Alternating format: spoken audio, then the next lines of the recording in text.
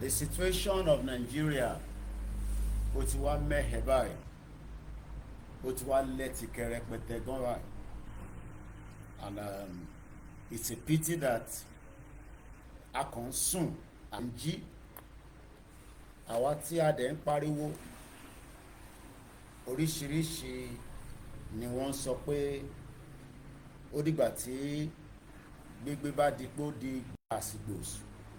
Ọlọ́run má jẹ́ kí ogun ká wa mọ́lé, torí pé tí ogun bá lọ ká wa mọ́lé, it will be a big disaster, and that is the reason why we are saying ẹ jẹ́ ká exit the shit hole country yìí, because Nigeria is a shit hole, but unfortunately many people are still expecting something to come out of Nigeria. What they're expecting in Myanmar, in táwọn èèyàn expect, I don't know it, but what I know is that things will get worse tá bá ṣì wà nínú Nigeria.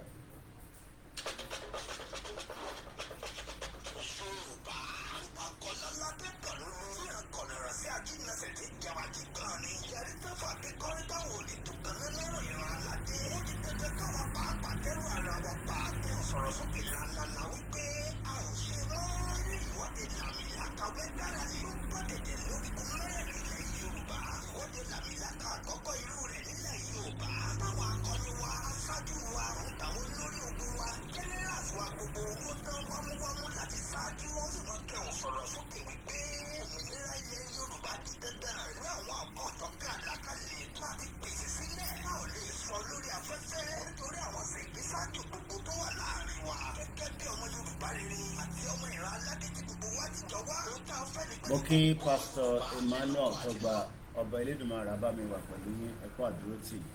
Mo kí àwa ajé olókun wọn.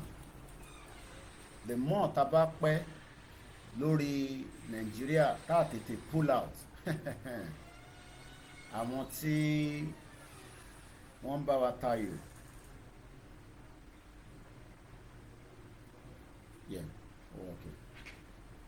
àwọn tí wọ́n bá wa tayò, mo kí ẹ sísítà mi, ìlú àwọn oṣù ní Nàìjíríà. Mo ní lórí dẹ́skì mi, mo ní láti wà nínú Yorùbá land, but kò sí tó ń lọ ní gbogbo Yorùbá land. Mo dúpẹ́ lọ́wọ́ gbogbo àwọn freelance mi, àwọn tí mo kì í sanwó fún, tó máa ní Mr. Koiki ó tútù ṣẹlẹ̀ o, ṣẹ́yìn ti gbọ́ eléyìí. Oríṣiríṣi la máa ṣàlàyé fúnra wa lálẹ́. Mo kí sísítà mi, wọ́n fi news kan ránṣẹ́ sí mi.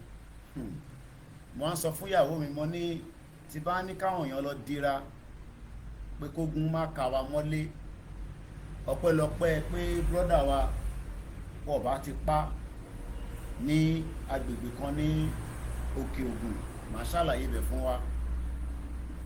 Tí kò bá ń ṣe pé àjẹsára tó jẹ sára dáadáa, àbá máa sọ pé -1, but òun náà ó dúró nítọkùnrin dáadáa. Nígbà tí wọ́n àtàkẹ̀, ó dúró dáadáa. If not, -1 ni òun náà bá tún jẹ́. Mò ń bọ̀ àìtí dé ẹgbẹ́ agbé kan lé ìjókòó. Ǹjẹ́ ti gbọ́ pé ìlú kan wọ́n ti declare? Ìlú wo nìyẹn? Mo ní 2025 yìí, ọdún tó máa lẹ́gẹ̀rí ní 2025. Màá ṣàlàyé ìlú náà fún ẹ. Ìwọ ṣáà bá ń gbọ́ wọlé ṣáà bọ̀ tí mò ń bọ̀.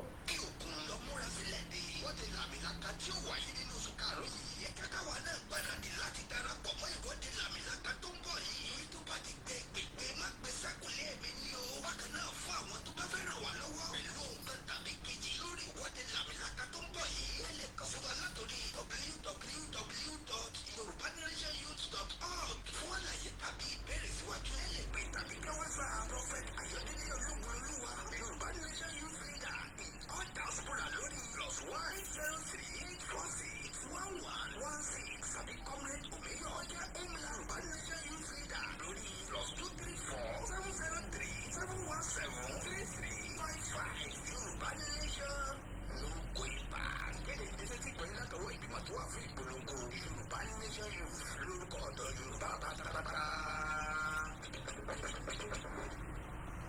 mo kí bàbá wa Professor Adébánjí Akíntóyè,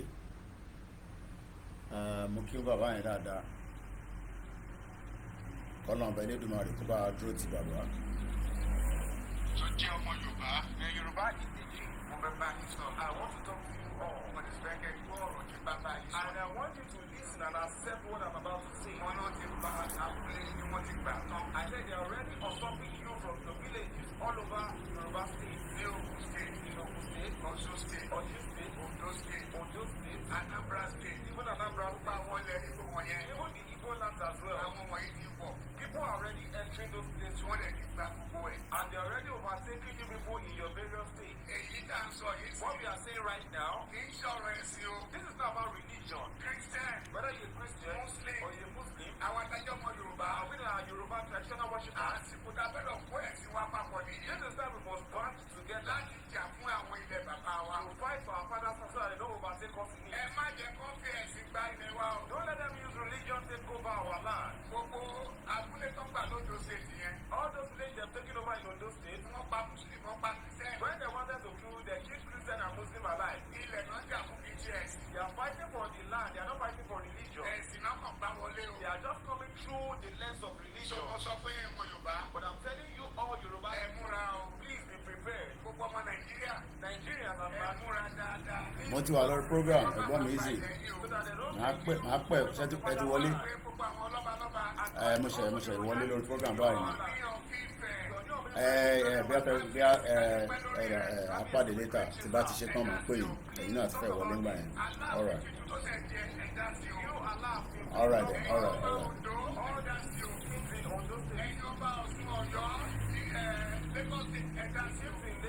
Please talk about this. Because when the war overwhelms us, apá ò ní ká. We're not going to do anything about it. Èmi mo ready ogun. Personally, I'm ready for war. Mo sọ pé ìjọba náà mo ní Nàìjíríà. I told you the last time that you fortify yourself. Àwọn kan sọ pé báwo ni pásítọ̀ pàṣẹ pé ìjọba say why will a pastor utter that kind of statement? Ẹ lọ dira o. Please go and fortify yourself. Tó bá yá màá gbé báyìí mi sílẹ̀. Because when one comes, I will drop my Bible. Màá jà fún ìlú bàbá. I will go and fight for my father's land. Báwo ni Christianity dé Nàìjíríà? When did Christianity come into Nigeria? 1842. It came in 1842. Lọ́sẹ̀ dé Nàìjíríà. Ẹni àkọ́kọ́ tó máa kó Bible jọ. And the first person to compile the Bible, Williams lórúkọ ẹ̀. His name is Williams. Wọ́n bá ní on the 6th. They killed him on the 6th. 1536. Wọ́n dáná sun. They brought in. The person that compiled the Bible for us. Ẹ má yà fi ẹ̀sìn bọ́ inú abẹ́jà fúnlẹ̀ bàbá wọn. So don't let us put religion into our culture. Ọmọ fight for our father. I will fortify myself. And I will be a leader. And if you can fortify people, fortify them. We will fight that war. I will drop my Bible. Because of my father's land. Because the Bible says Hebrews 6 verse 1. They set aside the things of Christ. And let us do what is wrong. We will now put it aside. Let's fight to our father's land. And we tell Jesus to Hey, iṣẹ́ wa fúnlẹ̀ wa forílẹ̀ ibi wa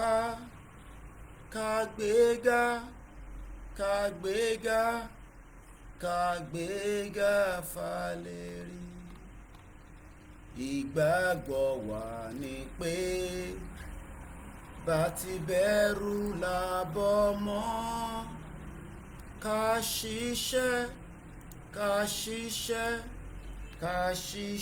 ká jọlá ìṣọ̀kan àtòmìnira ní kẹ́jẹ́ ká máa lépa ìtẹ̀síwájú fọ́pọ̀ ire àtòhun tó dára. Ọmọ Oòduà dìde bọ̀ sípò ẹ̀tọ́ rẹ. Ìwọ ni ìmọ́lẹ̀ ògo adúláwọ̀. Àwa ni ìmọ́lẹ̀ ògo adúláwọ̀. Mo kí ẹ̀gbọ́n mi àtàtà gbogbo Abẹ́òkúta wọ́n ẹ̀ ló wà Jack Olúṣọlá. ó tútù ṣẹlẹ̀ o. Mo kí Azeez ni mo ń pè yẹn, ẹ̀gbọ́n mi àtàtà, ó kò tọ́jú àbúrò ẹ̀. Azeez ní tó bá ti débẹ̀ ó pẹ́ jù 15 hours ibikíbi tí bá wà, òun á kọlù mi síbẹ̀, òun l'American passport, kò sí ìlú tó lè wọ̀, kò dẹ̀ sí nǹkan tó lè fọmọ Amẹ́ríkà ṣe. Bí gbogbo yàn bá tẹ̀ wá, Azeez á wá, ọmọ Amẹ́ríkà ni, kò sí tó lè fi ṣe. American citizen ò ń ṣe citizen ní jápajàpá. Tọ́lọ́ bá jẹ́ kó jẹ́ American citizen, òun ò rẹ̀ ṣe pé ó lọ gbàwé níbẹ̀, wọ́n bí síbẹ̀ ni. Ọ̀tọ̀ làwọn tó lọ gbàwé nínú Amẹ́ríkà, ọ̀tọ̀ lẹ́ni tó bí sínú Amẹ́ríkà. Mo rí passport ẹ̀ báyìí, born in America. Ọlọ́ba wà pẹ̀lú ẹ̀. Mẹ́wàá ń ṣẹlẹ̀ o. Ìgbòho Ọlọ́ba ń kẹ́ ẹ. Ó ní àwọn Fúlàní yóò tó ń tán pera wọn. Àṣé nígbà tí Ìgbòho ń sọ̀rọ̀ yẹn ní 2021, àṣé kò tẹ̀ tí ì dé stage yẹn rárá. Àṣàṣe mẹ́yẹ ìbọ̀ lápò ni. Sísítà mi kan wà lórí ètò báyìí,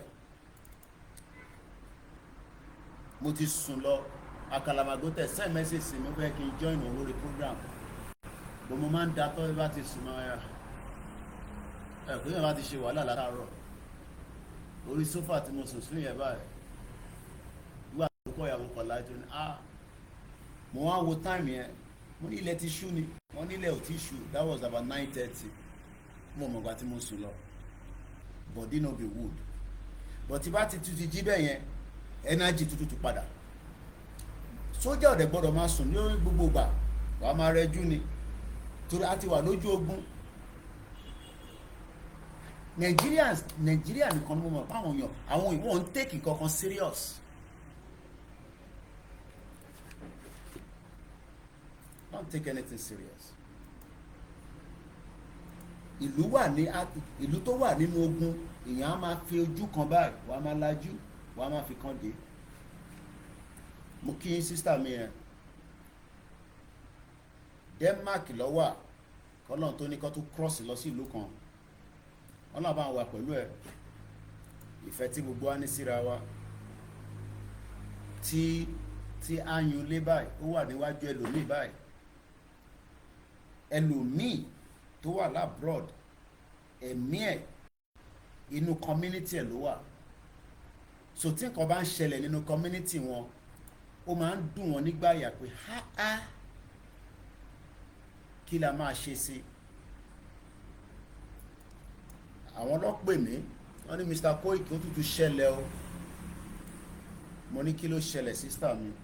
Wọ́n ní ariwo tẹ́ ń pa yẹn náà ní ó tútù ṣẹlẹ̀. Àwọn Fúlàní ti wọ àdúgbò wa.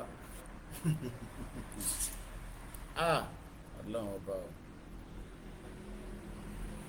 Ìyá máa pariwo lójoojúmọ́. Àwọn kan á ní pé àmọ́ tá à ń sọ.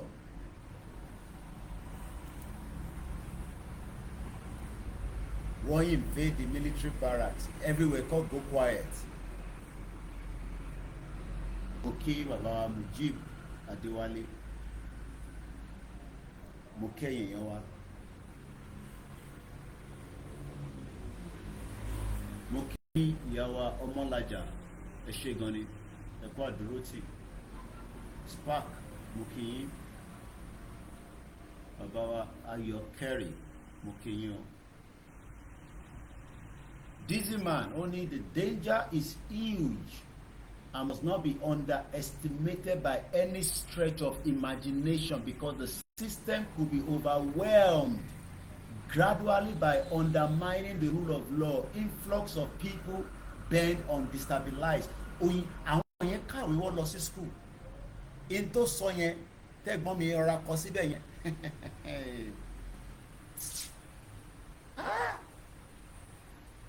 Ẹ jẹ́ lọ gbọ́ nǹkan tí Azeez fẹ́ sọ. Azeez ló lè kọ́kọ́ bá mi sọ̀rọ̀. Ẹ jẹ́ kí Azeez, ẹ̀gbọ́n mi ní gbogbo Miami, ẹ jẹ́ kí n kọ́kọ́ gbọ́ ohun ẹ̀ ká tó máa tẹ̀síwájú.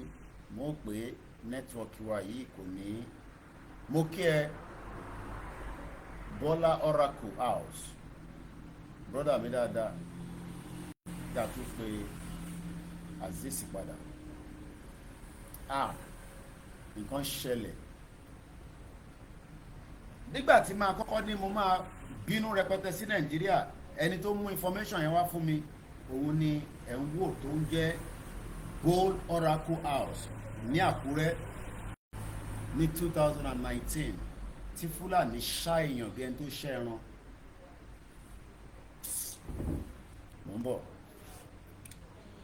mo fẹ́ lọ yọjú wo kí ló ń ṣẹlẹ̀ pẹ̀lú àwọn tí mi àwọn kókó ti ń sùn wọn ò gbọ́dọ̀ sùn pé mi bá ṣe wà wake mo kí gbogbo alẹ́ nǹkan sí mo kàn fi chẹ́ẹ̀kì gbogbo nẹ́tíwọ̀kì mi kí ló ń ṣe.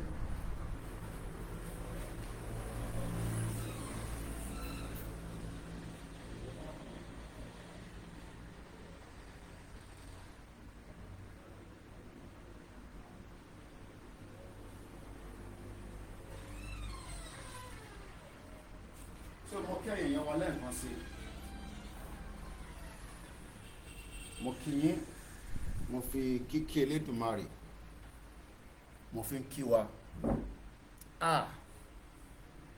ní rí ogun Fúlàní o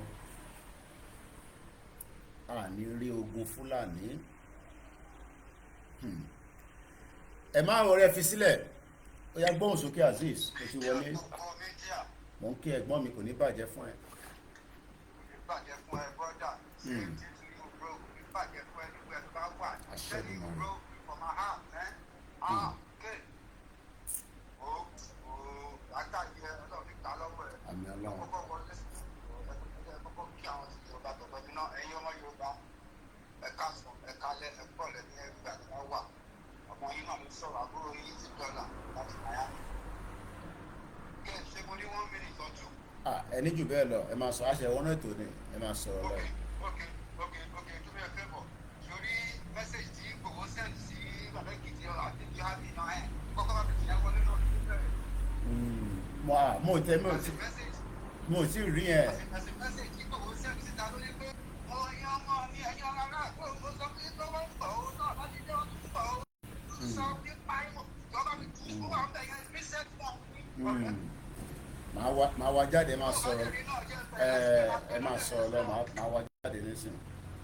Okay, now ẹ̀yin ọmọ Yorùbá ẹ̀jẹ̀ àṣàṣì tọrọ wà first border ẹ̀yin ọba ìpínlẹ̀ ìpínlẹ̀ orúkọ tẹ̀lé fún James my name is Azeez Nigeria ọmọ Yorùbá lè ẹ̀kú mo ti wá kò yẹ ẹ̀yin ọba first class ọba fẹ́ bá sọ̀rọ̀ right now ẹ̀dí láti ṣe meeting.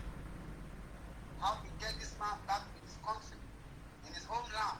I'm talking about CSI, Sunday Igboho. Ọmọ Adéjẹmọ needs to come back home. Ẹ̀yin ọba ẹ̀dá ṣẹlẹ̀ pé ẹ̀ gbọ́kọ̀ tó ṣẹlẹ̀ náà. Ẹni ojú náà, ẹ̀ ń wo TV náà, ẹ̀ ń wo gbogbo YouTube everywhere. Ẹ̀rí kan tó ń go down nínú Nàìjíríà, ìpínlẹ̀ Yorùbá náà. They killing us like a chicken. And you kids are not saying nothing. Ọ̀dà kẹ́ni. And I'd like to ask a question. Ẹ̀yin ọba ẹjọ́ náà ẹ̀ṣẹ̀ wo Sunday Igboho ṣe yìí náà. I'm asking all the elites. Ẹ̀yin ọba ẹ̀ṣẹ̀ wo Sunday Igboho ṣe. Please let us know. Because this man ó ti sọ pé òun ò ní ẹni identity kankan mọ́ ju Yorùbá. Bàjẹ́ bí òun tó lọ, yẹ̀sí bí tó lọ. Please, the ìbá Tinubu sọ̀rọ̀ right now because Tinubu is not one of us. Oh, he's tracked out, he was crashed out. Oh, he's changed the Lord. And you're bad letting them. That is the survive. The one of them now, ever so more, the older than the second. This man cannot stay out there no more. He's getting too much. That's a security summit for the past 1 year. Never, we get nothing. We go to a security summit that say, okay, bye, we say no. But nobody say nothing. And upon that, that killing is still going on. Ẹjọ́ tí Ọlọ́run wo, àbúrò mi ti ń pariwo láti past 4 years, Koikimedia ló ti kó àwọn mídíà tó kù. Àwọn òdìbò àti òfòdà, bàbá Èkìtì tó ní bàjẹ́. Bàbá Èkìtì tẹ́ bá lórí èdè tẹ́ bá dẹ̀ sí lórí èdè ìsìnkú àdó pè. Ọlọ́run wà pẹ̀lú ìmẹ̀ for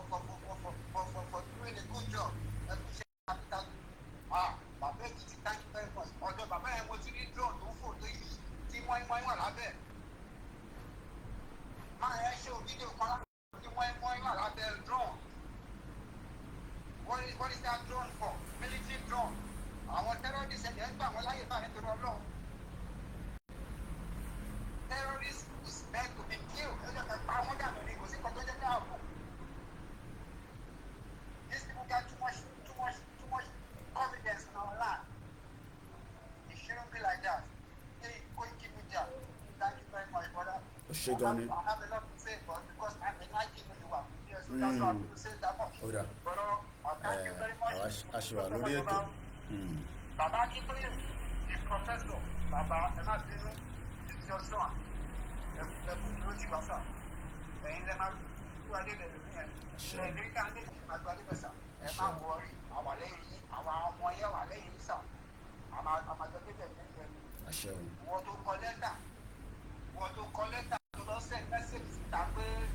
What they call it, constitution or no constitution. I think that you have to sense so that when something to touch it, whoever to send a letter out to a message. One bang on it, one sort of constitution. There are killing people talking about constitution. At the war, at the end of the way, thank you. God bless you. And God bless you. Ó ti tún ṣẹlẹ̀ o. Àwọn Fúlàní náwọn nígbà ọmọ Yorùbá ní Kóìkì má wọrí gbogbo ẹ máa wà okay. The situation in Nigeria is getting worse on a daily basis. And try best wa with the little resources ta ní. Mo kí bàbá mi Abiodun Monday. Mo kí l'Ákúrẹ́ ẹni tó ń béèrè coordinator. Ẹ máa ní láti pè mí ká lè fún yín ní details yẹn. A lè máa pe information àwọn èèyàn lórí social media. Ẹ pè wá, a lè fún yín ní information yẹn.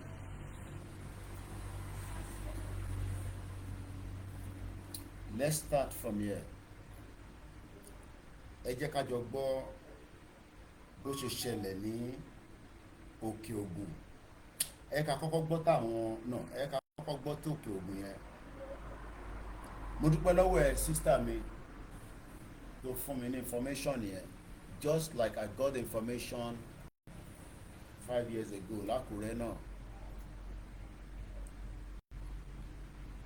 Mo ní ẹ lọ dira, àwọn èèyàn rò pé bí a dira fún rálì nìkan. Ó lè níwọ̀ ní ká ẹ mọ́, bọ́ tó bá lọ ká ẹ mọ́ bì kan, kí ló lè ṣẹlẹ̀? Ìdíra oríṣiríṣi ló wà, èyí tó bá mọ̀ dì ni.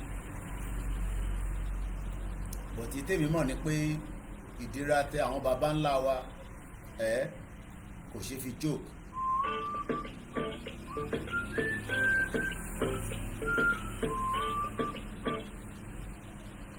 Hello.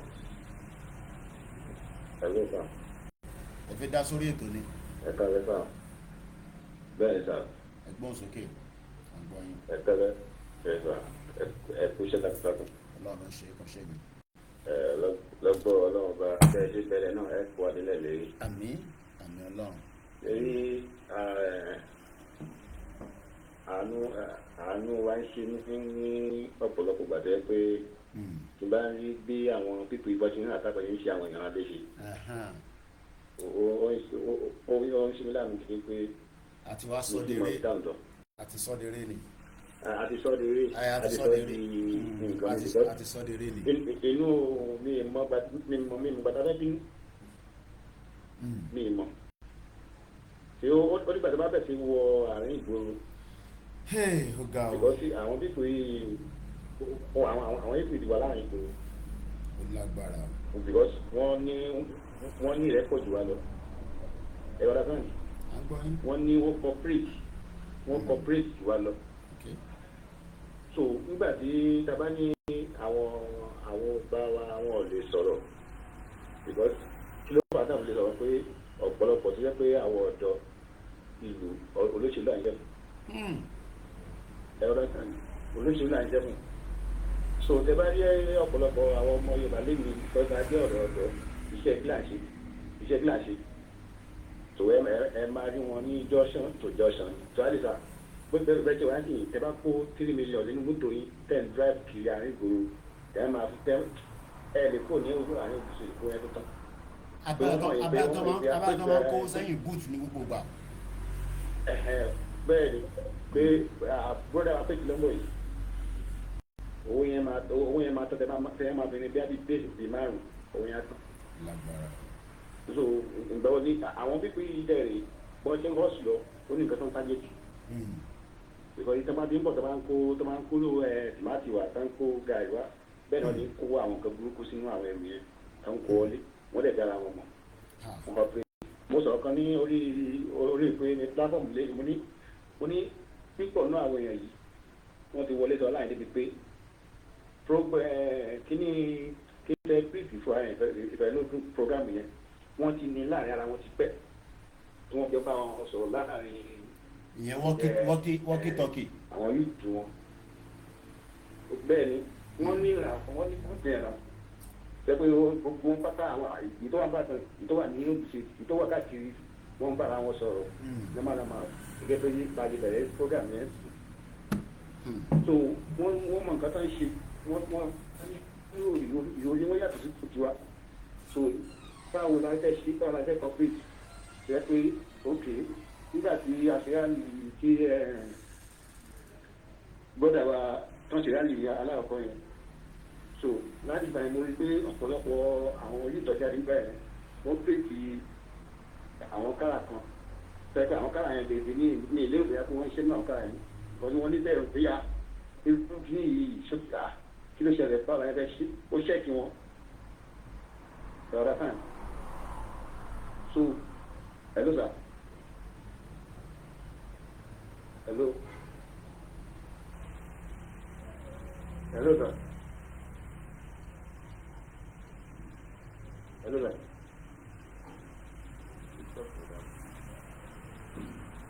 hello sir sẹ́wọ̀n ẹ̀rọ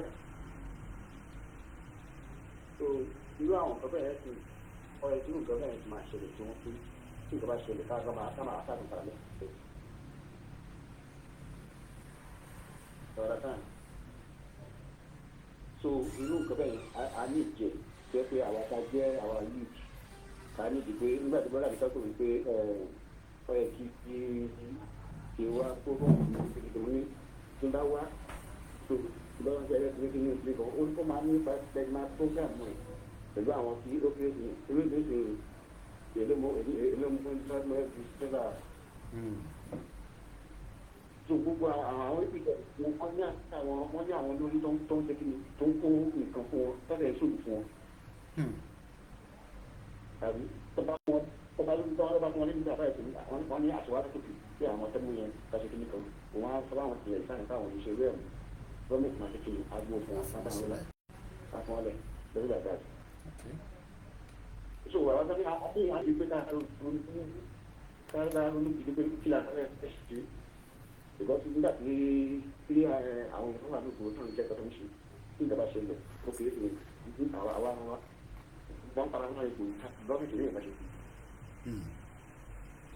òkúta ẹ̀rọ sáré gbé nígbà sáré gbé máa ń pa wá tí a fẹ́ ṣe ní a fẹ́ ṣe. so ọ̀yẹ̀ kárí kí ni kó dà gbọ́n lẹ́yìn èso yìí tó máa padà pè lẹ́yìn èso yìí máa padà pè lẹ́yìn. ẹgbẹ́ tí wọ́n dá sáyẹn àbá ń sọ̀rọ̀ náà wọ́n gbọ́dọ̀. ẹ ṣe gan ni ọ̀dà ẹ ṣe ẹ ká máa bá ètò yẹn nìṣó mo ní ó tútù ṣẹlẹ̀ o mo ní ó tútù ṣẹlẹ̀ mo kí bàbá mi Kazeem mo kí gbogbo èèyàn wa mo fi kíkí ọlá mo fi kí wa o èmi náà ní o Koikimedia bàbá mi Kúnlé Ṣítà mo kí yín ṣe rí arákùnrin tẹ́ ń wò níwájú yìí nínú fídíò tẹ́ ń wò yìí ẹ má bínú pé a lo software because main machine mi mo gbé wá láti London laptop tí mo dẹ̀ ní the second one kò lè gbé gbogbo ẹrù iṣẹ́ tí mò ń ṣe so ìyẹn ni ó ṣe ń dàbí pé presentation wa kò wà ní a studio format nígbà tá a dẹ̀ tí ní laptop mi ta lè fi máa mo rẹ̀ lè rísíkì laptop tó wà ní London yẹn kí n máa gbé káàkiri anyhow. So yẹn la ṣe ń lo mobile phone láti fi ṣe broadcast, if otherwise kò ń ṣe mobile phone rẹ̀ kí èèyàn máa lò. But so tá a bá ń fi nǹkan wọ̀nyí báyìí ìgbà mi ẹlòmíì lè má rí dáadáa, but tẹ́ bá ń follow mi tẹ̀dẹ̀ wà nínú WhatsApp group wa, tẹ́ ń follow mi lórí Twitter, gbàrà tí information yìí dọ́wọ́ mi, mo fún sister mi yẹn ní assurance pé kò ní pẹ́ news yẹn máa káàkiri. Mo dẹ̀ ti share sí gbogbo àwọn other partners mi tá jẹ́ media both at home and in the diaspora. So ó pẹ́ jù láàárọ̀ ọ̀la ó ṣeé ṣe pé ẹ máa gbọ́ information yìí nípa ìṣẹ̀lẹ̀ tó tún ṣẹlẹ̀ ní Òkè Ògùn. Wọ́n ti ń sọ̀rọ̀ nípa Òkè Ògùn yẹn,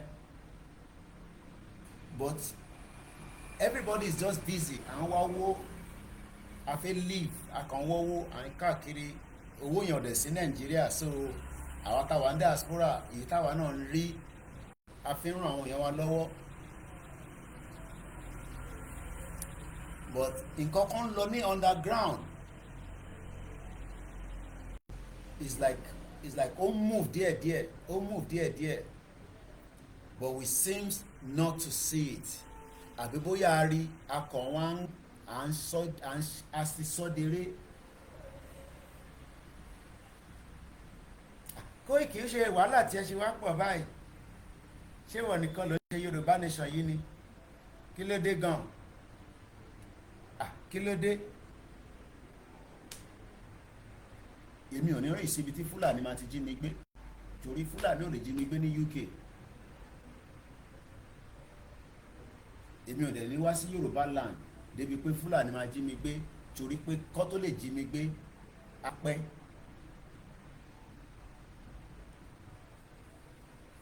Torí àwọn èèyàn expect pé irú èmi náà báyìí níbi tí mo dé, tí mo ṣiṣẹ́ dé, wọ́n ní expect pé kí n dárìn. Olóyè gan tẹ̀ ní jẹ́ kí n dárìn, kò risk yẹn ti high jù. Tí bá tẹ̀ sọ pé mo fẹ́ lọ Nàìjíríà nísìn, pé mo fẹ́ lọ Nàìjíríà o, ó máa difficult pé kó tó jí mi gbé. Kò dẹ̀ ṣe bá fi ń dẹnu.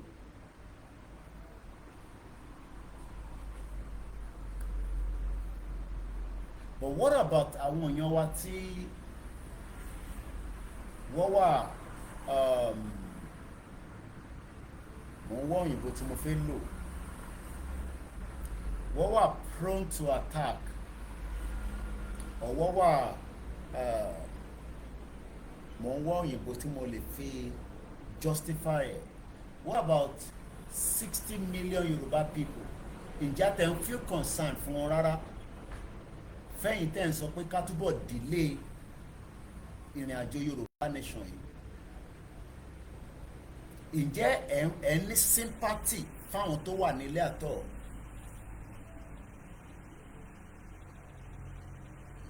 Because people like us, it will be difficult pé kí Fulani kó tó lè attack mi. Fulani tó bá máa attack mi, á jẹ́ pé àwọn squad àjọ máa move yẹn, á jẹ́ pé bọ̀ ṣé gbogbo èèyàn ló máa move bẹ́ẹ̀? Ṣẹ́rù life yẹn ni gbogbo èèyàn máa gbé? I don't know. Ẹ ti mí sí tọ̀sán, ẹ ti bá kalẹ̀, èyí tó má kà nìyẹn. Ẹ ṣáà jókòó kẹ́ wá omi tú sẹ́gbẹ̀ẹ́.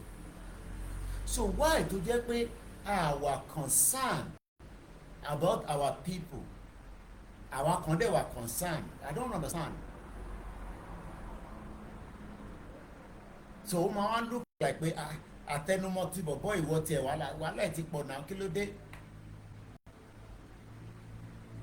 Why is it just you? Kí ló dé tó jẹ́ pé wọ́n nìkan? It's because we have any human sympathy. Mo kí Prophet John Ogundele, mo miss prayer àwọn láàárọ̀ ẹ̀.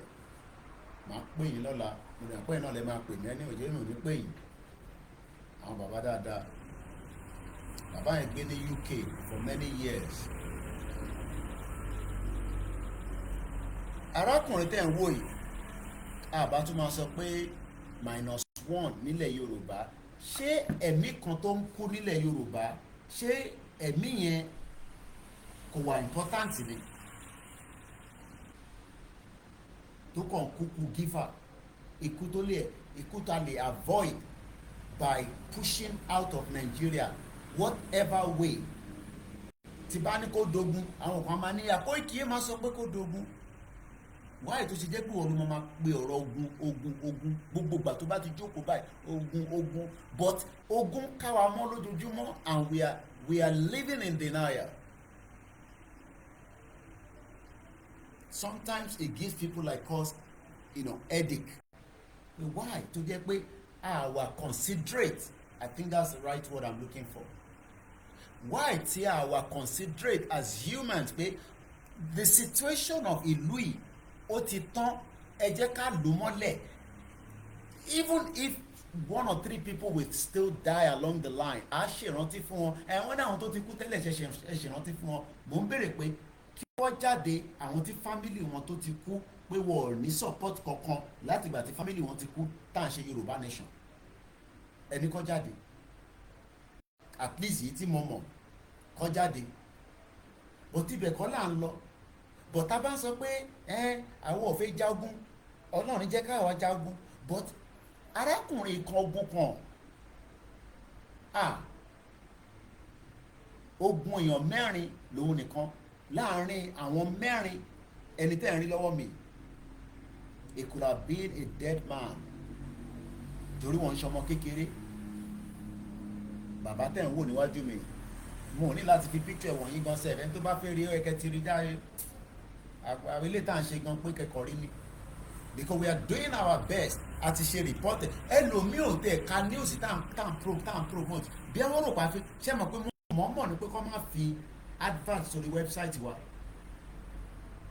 so that tẹ bá lọ síbẹ̀ ẹ ní máa rí pop up tó máa dà yín láàmú. Tẹ bá lọ sí page Sahara nísìn, advert oríṣiríṣi. Tẹ bá lọ sí Punch ẹ máa rí advert. Tẹ bá lọ sí This Day, but tẹ bá wà lórí ti Koikimedia ẹ ní rí advert, kó lè bá rọrùn fún gbogbo wa.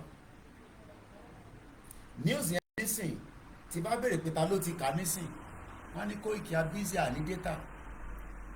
But tí bá wá jáde tí mo ní ogun ti dé, ẹ máa bèrè pé kí ló dé tó ṣe jẹ́ ọ̀rọ̀ bí ogun ni ìwọ máa ń mú wá. Ìwọ ń rí program kankan ṣe ju pé ogun ti dé. Ṣé ogun ò tí wọlé dé ni? No, ta là ń dúró dè pé kó wá sọ fún wa pé ogun ti wà nínú Nàìjíríà? Ṣé ogun ò tí sínú Nàìjíríà ni?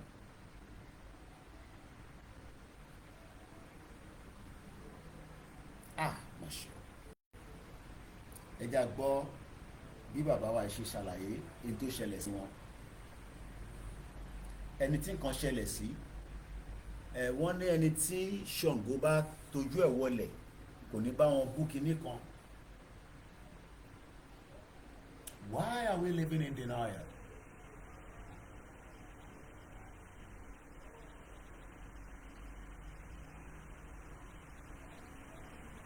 Why are we living in denial? Tá bá wá síbí báyìí tá à ń pọ́n ìṣẹ̀ṣe lé, kò ń ṣe pé à ń fọwọ́ rọ́ ẹ̀sìn Kìrìsìtẹ́nì àbí Mùsùlùmí sẹ́yìn. But gbogbo àwọn ìṣẹ̀ṣe ó ní stage tí wọ́n ń ṣiṣẹ́. Tọ́lọ́run bá dẹ̀ sọ pé ìwọ Kìrìsìtẹ́nì náà ó ní nǹkan tó lè máa ṣe tó jẹ́ pé probability pé you are not going to get caught up, then do it.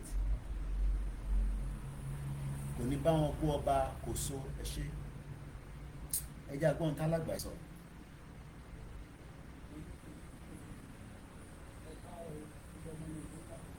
Wọ́n sì ń pọ́ ọmọ Nàìjíríà má ṣe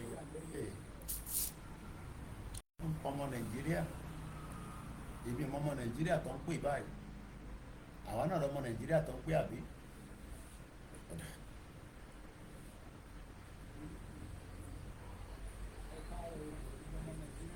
Kò láòdì dáadáa mọ́ wáyé.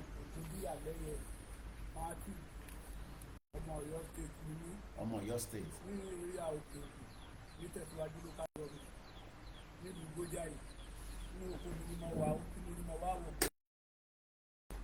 lábẹ́ gímbì tó dúró yìí níbẹ̀ ni àwọn òróró ni wọ́n wá sápamọ́ àwọn mẹ́rin bí mo ṣe ní mò ń wọnú òkú bọ̀ ibi tí wọ́n ti wá àtáàkì mi ni wọ́n ṣá mi ládàá ní gbogbo orí nígbà tó ṣá mi ládàá tí mo ń gbá àdì àdá ó ń nà mí níkùmọ̀ ní gbogbo ọwọ́ yìí gba ọwọ́ yìí jẹ́ nígbà tí mo gba àdá lọ́wọ́ ẹ̀ mo gba kùmọ̀ ló ṣẹ̀ wá yọ ọ̀bẹ ó gún mi lọ́bẹ nínú níbí báyìí òun ló gún mi lọ́bẹ inú yìí o kò wọlé ó gún mi lọ́bẹ látẹ. ẹgbọ́n bẹ̀ yẹn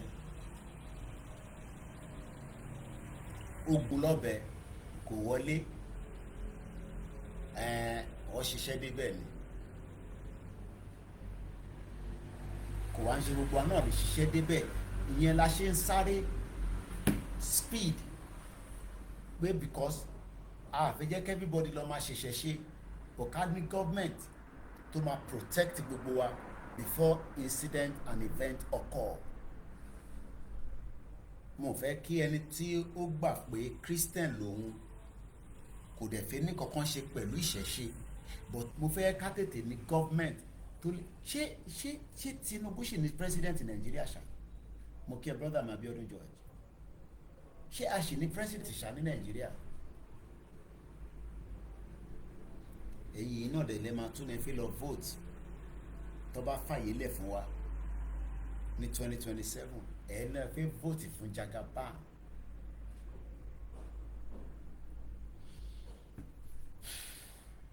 Ẹ jẹ́ ká tún start again.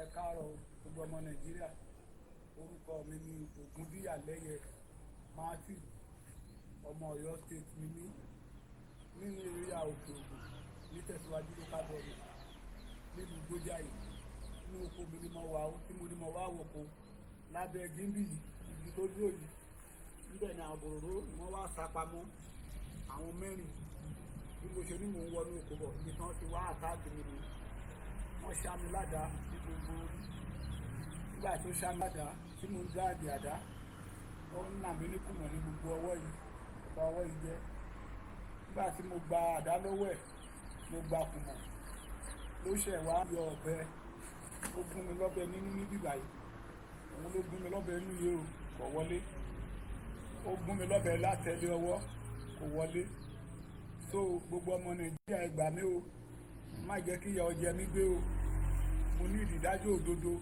lérí ọ̀rọ̀ tó ṣẹlẹ̀ yìí torí lágbára kan ràn mí lọ́wọ́ o inú oko mi mọ́ wa oko mi ní gbogbo bí yóò oko mi yóò pákí ìyá mi ni o ìyá mi ló ní pákí eléyìí pákí tó wà lóyún pákí ìyá mi lélẹ́yìí o ìyá mi ló ní pákí èmi mo ní gbogbo oko tó wà ládùúgbò yìí ibi tí wọ́n wá sápamọ́ ní ẹgbà mi ọmọ Nàìjíríà mo ní ìdájọ́ òdodo ẹ ràn mí lọ́wọ́ o ẹ ràn mí lọ́wọ́ o àwọn mẹ́rin ni wọ́n wá tó jẹ́ pé nígbà tí wọ́n gbé mi ṣubú wọ́n fẹ́ dúnbú mi tí mo tún ráyè dìde. Mo kí ẹ sísítà mi ìfẹ́ tó ní sí ìran ẹ ò sí nílé àmọ́ áyùn ilé máa ń wà lára ẹ ní gbogbo ìgbà míì tí sísítà mi tó bá múra Yorùbá akọ́ máa wò ó pẹ̀ máa dá rẹ́rìn nílé kò sí nílé bọ̀ áyùn ilé á máa mú ní gbogbo ìgbà.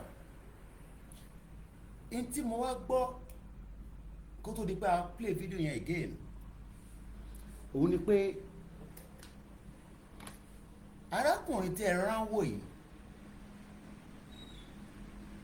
wọ́n ní wọ́n sẹ́tẹ̀ ọ̀pù ni akọni ọkùnrin ni tọ́lọ́run Elédùmarè fún wa náà nílẹ̀ Yorùbá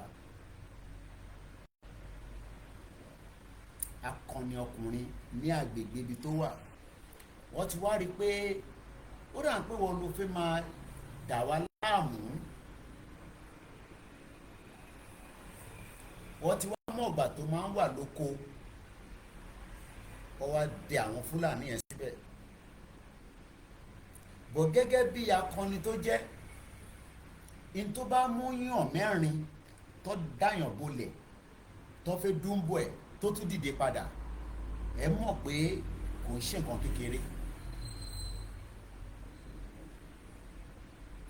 ẹ̀gbọ́n mi yé eléyìí ò ṣe fíìmù eléyìí ò ṣe film tó script o in tó bá mú èèyàn mẹ́rin tó pin èèyàn mọ́lẹ̀ tó di pé wọ́n fẹ́ dúnbò ẹ̀ bọ́n ṣe dúnbò àwọn sójà ní Borno tí arákùnrin yẹn tó ráyè dìde padà ó yẹ ká gbé ṣùgbà fún un.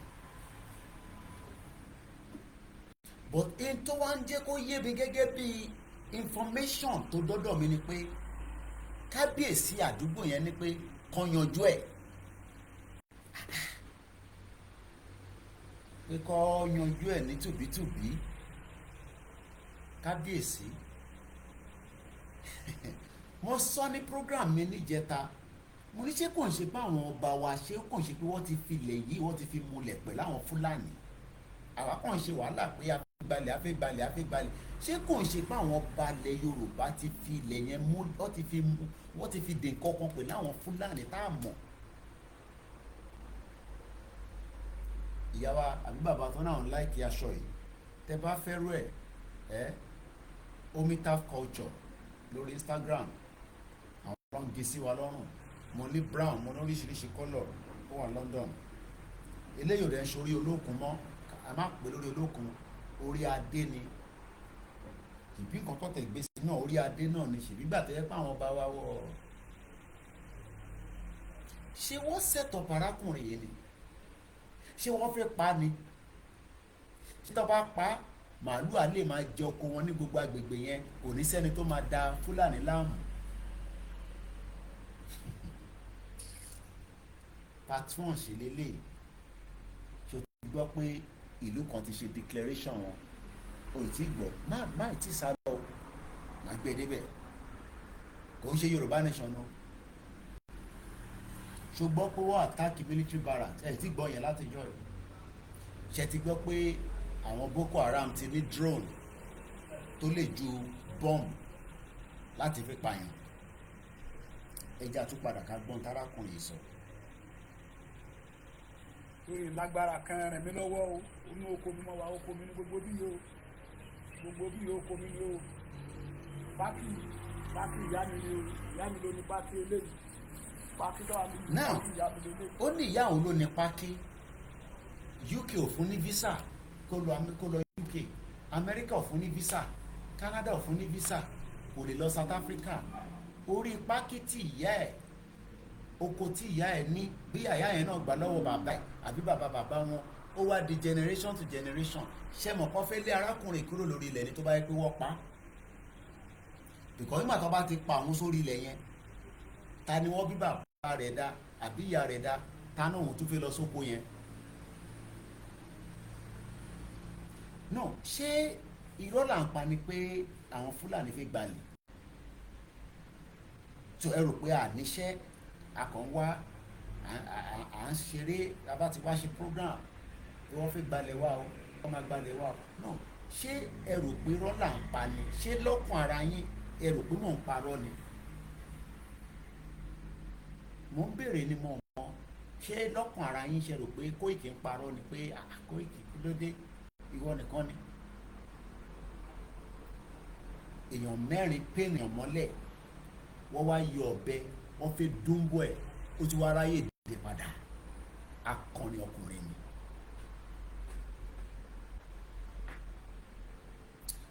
ọba yẹn wá gẹ́gẹ́ bí information tó dórí dẹ́sìkì mi tí bá ń sọ fáwọn èèyàn pé information máa ń dórí dẹ́sìkì mi ìmọ̀ fáwọn kan máa yín mú jẹ́jẹ́ mi ni mo jókòó tó tún mélèé wá bá mi èmi ò tẹ̀ gbọ́ ilé tẹ́lẹ̀ bọ̀wọ́ mu wá bá mi ni but n tó wá yàtọ̀ sí pé Fúlàní fẹ́ pa ẹ̀ ó rí Fúlàní kan mú mọ́lẹ̀ nínú wọn akọni ọkùnrin ni àwọn mẹ́ta tó kù ya dànù orí kan mú mọ́lẹ̀ ìwọ nígbà tóun náà ráyè gba sọ̀ǹdà tó wà lọ́wọ́ wọn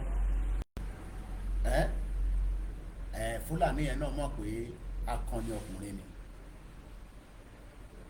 nígbà tó ráyè ẹmọ tó ń pè ní sọ̀ǹdà àdá tó ń bẹ lọ́wọ́ wọn yẹn nígbà tóun náà ráyè gbé àdá yẹn gbà àwọn mẹ́ta ya dànù ó mú kan mọ́lẹ̀ ọba àdúgbò yẹn ẹ fi mọ àdúgbò tó jẹ́ àwọn ọba wa wọ́n ti ṣe gúdù fún wa ẹ jẹ́ kí n ka rìpọ́ọ̀tì yẹn bí àwọn ọmọ wa ṣe gbé kalẹ̀ àwa padà sórí fídíò yẹn. Fulani Herdsmen ambush leléyìí o, ṣe gbọ́ pé ó ní wọ́n kọ̀ áìdì sẹ́gbẹ̀ẹ́ kan, ṣe mọ̀ pé ambush náà ló ń ṣe fún Nigerian soldier tó ń dúnbù wọn, ṣe mọ̀ bẹ́ẹ̀ pé àwọn Nigerian soldier ṣe mọ̀ pé wọ́n ń dúnbù wọn náà ni wọ́n ambush wọn ni. Mo fẹ́ gbé picture bàbá wa yìí, mo fẹ́ gbé wá sí background, so ẹ̀yin tẹ́ wà lórí YouTube probability wà pé tí screen yẹn bá lọ for few seconds, èyí tí mo fẹ́ sáré ṣe ni pé mo fẹ́ change background yẹn kí a lè rí picture bàbá wa yẹn. Mo kí bàbá mi wà rí jìnnà wọ́n ní this what happen when Yoruba identity and finance and security has been compromised. Ìkọ́mẹ́ tàtà sọ níjọ́ Sunday, ẹ ṣe gan ni tẹ̀tún rán mi létí, so mò ń bọ̀ ẹ má lọ, mo kàn fẹ́ lọ mú picture yẹn wá ni. Ọmọ Yorùbá a ti ń sùn púpọ̀, ọ̀rọ̀ Yorùbá nation nìkan ló lè yanjú ọ̀rọ̀ tó wà nílẹ̀ yìí, is the only solution to all these problems that we are encountering right now. But the more tá bá pẹ́ tá put gbogbo ẹ̀mí sìn, it could be a disaster.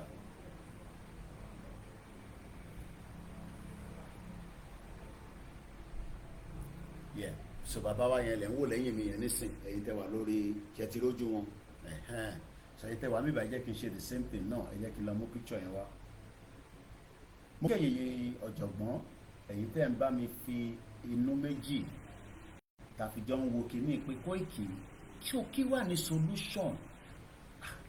Solution yẹn náà ti wọ̀ bàbá kí tó yìí ti fún wa ní solution, ó rí pé kí Yorùbá dá dúró, kó olúkálùkù ṣe tiẹ̀. Tí Yorùbá bá dá dúró, èyí tán àtáàkì wa yìí, at least ẹni tó bá ṣàbáfẹ́ wà àtáàkì wa lórí ilẹ̀ wa, àmọ́ ta máa ṣe fún, kò ní jẹ́ pé aráàlú ló máa jà. Torí mo fẹ́ kí gbogbo yín lọ sọ́dọ̀ oníṣègùn, torí pé ẹlòmíì nísìn tá a bá ti ń sọ̀rọ̀ ìṣẹ̀ṣe, wọn náà wọ́n ti sọ bẹ́ẹ̀, wọ́n ti náà máa kó gbogbo wa lọ sínú ìṣẹ̀ṣe ni. Now tí bá dìde, ẹ̀yin tẹ́ wà lórí YouTube, ṣe ti rí arákùnrin yẹn, ṣe ti rí iṣẹ́ tó ṣe sí lójú, ẹ̀yin tó kù ẹ má bínú, a lè gbé screen yẹn wá. Mo kí àwọn ìyàwó mi, at least gbogbo yín ti rí dáadáa nísìnyí, ó ti wà ní background mi. Now ẹ jẹ́ kí n gbé yín lọ sí article yẹn gangan according to bí ó ṣe wà ní orí website wa. Fulani Herdsmen ambush Amotekun officer. Yàtọ̀ sí pé àgbẹ̀ ni bàbá yìí, ó tún ṣiṣẹ́ nínú Amotekun. Mo rẹ̀ ti jẹ́ kẹ́ gbọ́ pé lára àwọn gbòógì èèyàn lòun náà, gẹ́gẹ́ bí ọkùnrin tó tó ọkùnrin, kò tẹ̀ tó ọkùnrin, nìyàn mẹ́rin àtàkẹ́, ó dẹ̀ escape ẹ̀. Kò ń ṣe pé àwọn bàbá wa wọ́n ò lè ṣe tó yẹ kó ṣe fáwọn Fúlàní, but according to tó dọ́dọ̀ mi ni pé ọba àgbẹ̀ yẹn sọ pé kán yanjú ẹ̀ ní tùbítùbí. Ṣé tó bá yẹ pé wọ́n ti parákùnrin, ṣé bẹ́ẹ̀ náà ló ṣe máa rí? A lè sọ pé èèyàn kan náà ni, but èèyàn kan lénìí, èèyàn kan lọ́la, tó bá yá á di púpọ̀, nítorí pé àwọn kan ṣì ń bọ̀ in their droves. Mo kí gbogbo ẹ̀yin tẹ́ wà lórí Twitter space, mo kí ẹ̀yin tẹ́ ti darapọ̀ mọ́ wa lórí MixLR. Ìṣẹ̀lẹ̀ ńlá tó tún ṣẹlẹ̀ nílẹ̀ Yorùbá, òun wá bá gbogbo ọmọ Yorùbá lálẹ́. Ẹ jẹ́ ká tún lọ sùn lórí eléyìí, bí a ta bá jí, ẹ̀yin tí ẹ ṣì ń disagree, bí a torí owó tí tó fẹ́ gbà fún walkie-talkie, gbogbo walkie-talkie òun gan nísìn, kò sí kan tí mo ní bẹ̀ pé ẹ bá mi tọ́jú ẹ̀ pamọ́. Gbogbo owó tẹ ní wọ́n ń dá káàkiri, it is for the purpose to ká fi lè move forward ní. Bí a tó máa jẹ nínú ẹ̀ ló ṣe ń ṣe wàhálà yìí. It is because we are very concerned tó ambush ẹgbọ́ tó ní wọ́n dè wọ́n mọ́lẹ̀ oyin pé wọ́n ti dè bọ̀ wọ́n ẹmọ ẹni tó ti ṣubú sílẹ̀ wọ́n wá fi dúnwò ẹ̀ ó tún ráyè dìde padà ògbò òun náà ṣọṣẹ́ fún wọn ṣẹ́rí nígbà tí wọ́n ní ó gba sọ̀ǹda tó wà lọ́wọ́ wọn ẹyọ kan tó mú mọ́lẹ̀ yẹn ìyẹn náà ṣì wà láìfò ìyẹn nísìn ni kábíyèsí ìlú yẹn sọ pé kó ṣe díẹ̀díẹ̀ ọ̀rọ̀ àṣẹ fúlàní yẹn kábíyèsí sọ pé kó ṣe fúlàní díẹ̀díẹ̀ àwọn mẹ́ta ya dànù ó pín nìkan mọ́lẹ̀ but ìyẹn náà mọbi tá rẹ̀ kù sí nígbà tó wá kó àwọn méjèèjì dé police station tó wá dé ọ̀dọ̀ ọba yẹn wá ń sọ pé kó ṣe fúlàní yẹn díẹ̀díẹ̀ èmi ò dẹ̀ mọ̀ pé léyìí ń bọ̀ nígbà tèmi ń sọ̀rọ̀ níjẹta ẹni tó bá follow broadcast mi bá ṣe rí broadcast tèmi ò ń ṣe èyí tẹ́ máa sún síwájú torí tẹ́ bá sún síwájú ẹ lè miss ibì kan mo dìídì sọ pé ṣé kò ń ṣe pé àwọn ọba wa ti fi ilẹ̀ Yorùbá wọ́n ti fi compromise gbogbo ọmọ Yorùbá ẹ jẹ́ ká ka situation report yẹn. Fulani herdsmen ambush Amotekun officer in Ogun. One injured. Tension rises in Itesiwaju local government. Òun ni local government tí ìṣẹ̀lẹ̀ yìí ti ṣẹlẹ̀. Wọ́n ń pe local government yẹn ní Itesiwaju lókè Johnson. Ó ní ipa ayé ò ní ká ẹ Koiki. Brọ́dà mi yẹn ó pè láàárọ̀. Tí bá fún láyè díẹ̀ sí ó lè lọ bínú àwọn nǹkan míì tí mo fẹ́ jẹ́ kó jáde lẹ́nu ẹ̀ á jáde. Tó bá náwọn tó mọ Abacha dáadáa broda mi yìí mọ̀ dáadáa nígbà tá Abacha wà láyé ní Abuja àwọn mọ̀ Abacha dáadáa wọ́n ti ṣe jàǹbá fún wa tó pẹ́. The development has sparked widespread outrage and concern among residents and observers, especially in the face of repeated attacks by suspected Fulani herders in the region. Kò ń ṣe nǹkan kò ń ṣe méjì ni wọ́n ti ń attack wọn ní region yẹn. It has been a continuous attack ní òkè Ògùn yẹn. Tẹ́bẹ́rẹ́ rántí pé prophet Adébáyọ̀ Ṣẹ́gun Adébáyọ̀ wọ́n ní ẹ̀yin tẹ́ wà lókè Ògùn yẹn ẹ dìbẹ̀ yẹn mú dáadáa ẹ jẹ́ kí n tó rọra gbórí mi báyìí kẹ́yìn tẹ́ wà lórí Facebook orí YouTube ṣe ti rí arákùnrin yẹn dáadáa. This man could have been a dead man tí kò bá ń ṣe pé ìṣẹ̀ṣe ń bẹ lára ẹ̀ àbí ká sọ pé n táwọn bàbá ńlá wa ń lò lánàá tó sì ń jẹ́ fún wa lénìí tí kò bá ń ṣe pé n táwọn bàbá n tó jogún lọ́wọ́ àwọn bàbá ńlá ẹ̀ pé ká lò ó ewé àti egbò láti di -1 ọlọ́run bá wa tètè fún ní àlàáfíà kó recover wọ́n ní ká wá tọrọ owó fún ní bíbá yìí but in tí wọ́n ní kí n bá wọn ṣe ni pé kí n bá wọn aláìtọ̀rọ̀ yìí kó dọ́dọ̀ Ṣèyí Mákindé pé wọ́n ti fẹ́ fi Fúlàní yẹn sílẹ̀ o wọ́n ti pé Iskilu àtẹ̀rántí mọ́ àti gbàgbé jailbreak ní Ìbàdàn wọ́n mú sí Ìbàdàn wọ́n dẹ̀ lọ jailbreak ẹ̀ jáde kí ló ṣẹlẹ̀ gan-an ṣé bá ṣe máa lọ náà ní adẹ́nlókè solution táwa rò pé is the final òun ni pé ká gba Yorùbá nation àwọn kan ní ó ti ń kó pé n tó lè òun ṣe tó máa ń yá pé kò ń ṣe tó máa ń yá kò control Koiki kò wọ́n gba country bí wọ́n ṣe fẹ́ gbá yẹn kálẹ̀ pọ̀ ẹ jẹ́ ká kọ́kọ́ lọ ṣe báyìí ká ṣe báyìí. Tension flared in Igbojaye.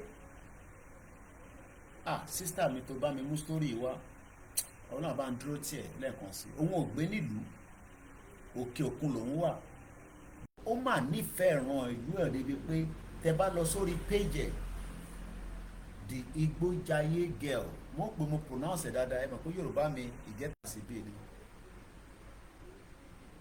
ó fẹ́ràn ìlú ẹ̀ gan orúkọ ìlú ẹ̀ ló fi ń ṣe Facebook page ẹ̀ òun ò gbé nílé bó ṣe ń ṣe sí wọn nílé òun náà lọ ṣe ń fi àdúrà ràn lọ́wọ́ níbi tó wà.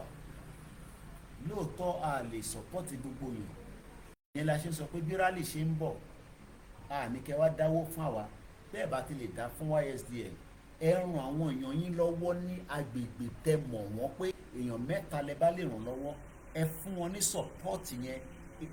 Tẹ bá sẹ́ndì $20-50 sí wọn pé tí rálì bá dé o ìdí ìfẹ́ kẹ́yìn náà contribution tèmi láti ìlú òyìnbó lè dé, torí ẹ̀yin lẹ kúkú ń bọ̀ nísìn, púpọ̀ nínú wọn ti sùn ní sí kò sí ná, wọn ò rí náà ṣùgbọ́n kankan.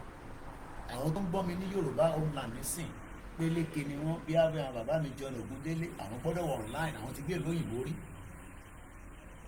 Ìyàwó mi náà ń pèèyàn kan wọn ní báwo ló ṣe máa ń ronú bá ń sọ fún ẹ pé gbogbo wọn ní wọn íńtánẹ́ẹ̀tì ti wọ́n. So ẹ̀yin tí ẹ̀ ń gbọ́ wa tẹ̀lé àwọn èèyàn ní community yín, àwọn ẹ̀yin lẹ máa bá wa gbé wọn dìde fún rally. Àwọn tó wá ní Thursday never advance ni Tinubu máa pa gbogbo wa ni.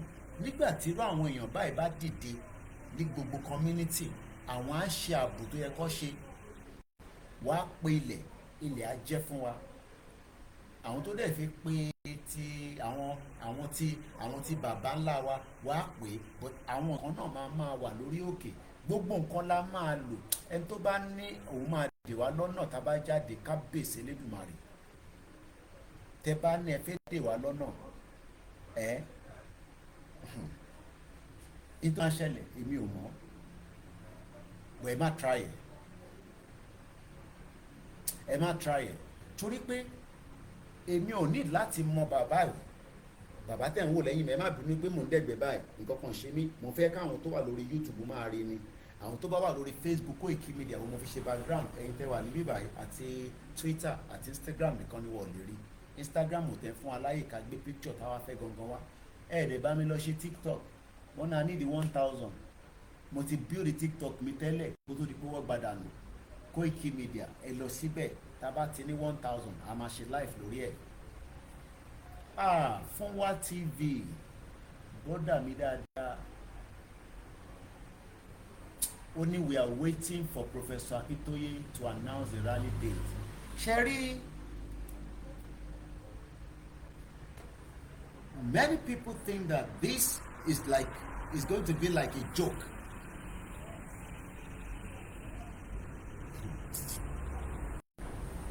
Now, imagine Fulani ó fẹ́ pààyàn kò rí pa, ọba àdúgbò yẹn ní Ìtẹ̀síwájú local government ní Igbójayé community kan nínú Ìtẹ̀síwájú local government. Wọ́n dẹ̀ nìkan rọra fi sílẹ̀ bẹ́ẹ̀ pé ẹ má bínú ọ̀ṣàrí yín pa, kò dáa lè continue báyìí. Ẹ jẹ́ ká wà considerate. Ẹ̀yin tẹ́ ń sọ pé Koiki wọ́n máa pa àwọn èèyàn ẹni nísìn tó bá yẹ pé wọ́n rí pa nísìn -1 ni. Ẹ jẹ́ ká continue. After 4 suspected Fulani herdsmen ambushed and attacked an Amotekun corps officer identified as Ogunleye Matthew, Amo number 12770. Governor Seyi Makinde Alimawa on the same page. Èmi àti Alimawa on the same page. Ká lè bá sí on the same page. But jẹ́ kí justice tẹ̀sí serve fún arákùnrin.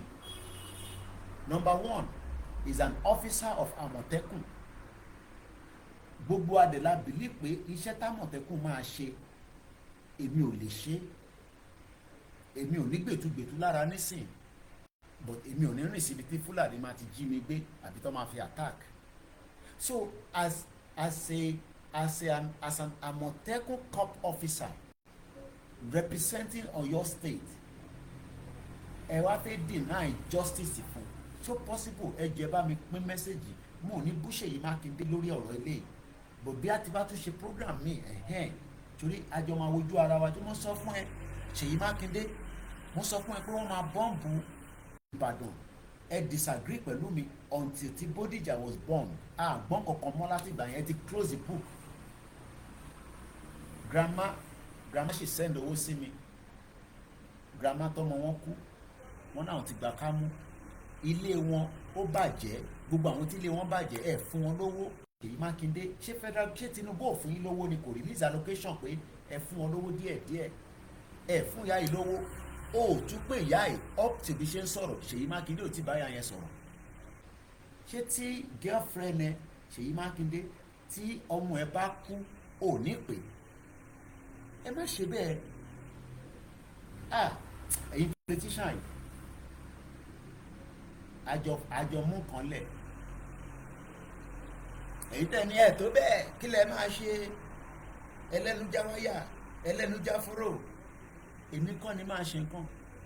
Gbogbo ọmọ Yorùbá ló ní àsìkò tó tí ẹ̀tọ́ táwọn baba ńlá wa jà tí ilẹ̀ yẹn fi ń jẹ́ ìgbójayé, because tó bá jẹ́ pé wọ́n gbalẹ̀ yẹn mọ́ àwọn bàbá yẹn, irú àwọn eléyìí ò ní dé bá.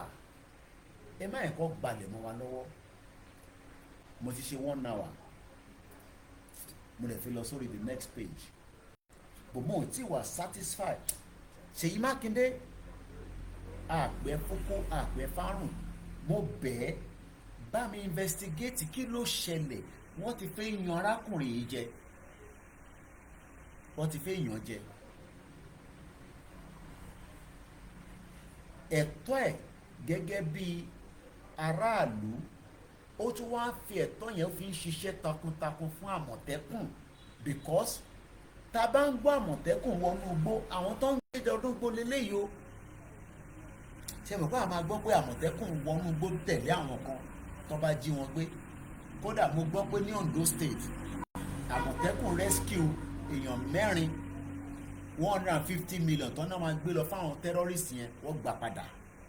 Iṣẹ́ tó ń pè láwọn baba ńlá wa nìyẹn. Irú ẹ̀ lárákùnrin náà ń ṣe lọ́yọ́ state tó fi pa yìí. Ṣé ẹ fi mọ̀ọ́mọ̀ pa ni pé tẹ bá kó ti pa àwọn Fúlàní lè máa operate?